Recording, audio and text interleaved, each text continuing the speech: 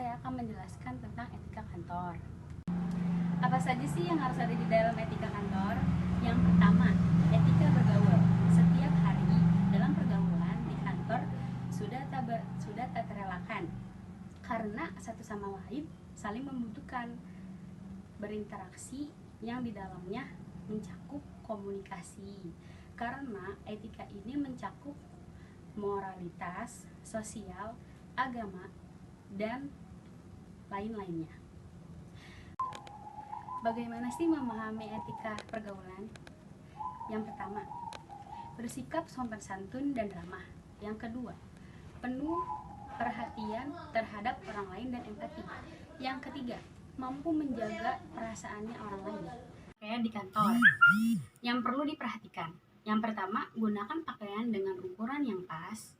Yang kedua, biasakan berpakaian rapi dan tidak kedodoran. Yang ketiga, jangan menambah model pakaian.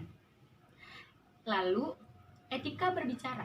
Dalam berbicara, gunakan bahasa dengan ucapan yang jelas dan gampang dimengerti, serta tetap menjaga batasan-batasan yang mencerminkan etika dan tidak menimbulkan pembicaraan yang asal saja.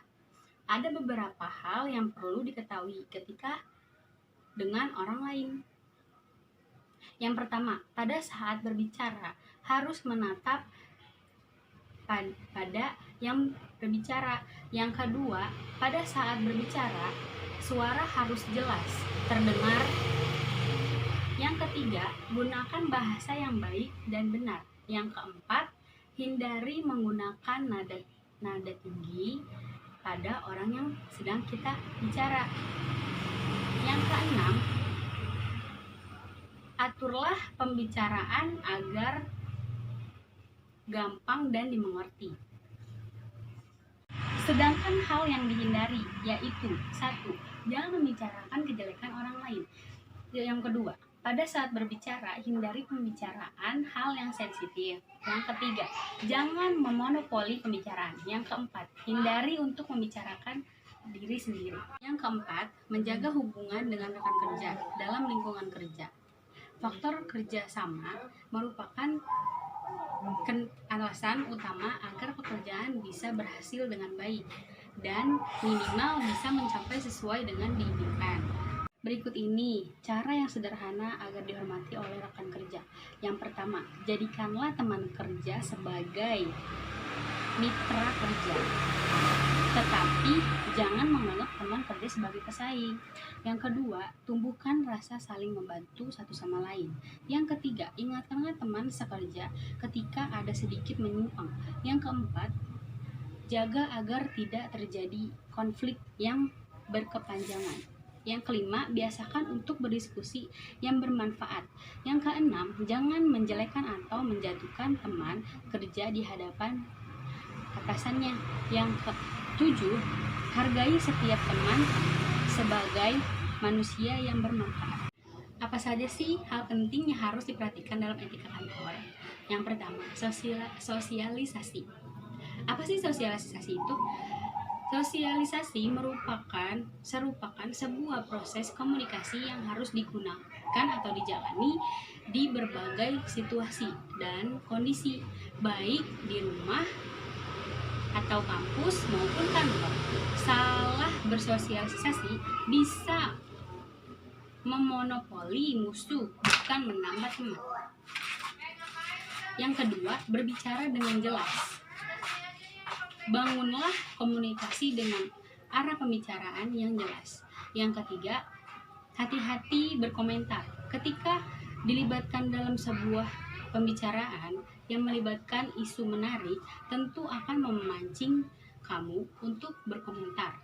Namun, hendaknya dipikirkan matang-matang komentar yang akan dilontarkan.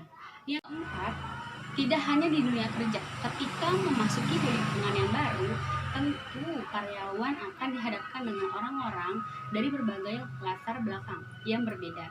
Ketidaksepahaman dengan rekan kerja karena perilaku maupun pola di pikirannya tidak sesuai dengan kamu, itu hal wajar. Yang kelima, pengaruhi orang lain.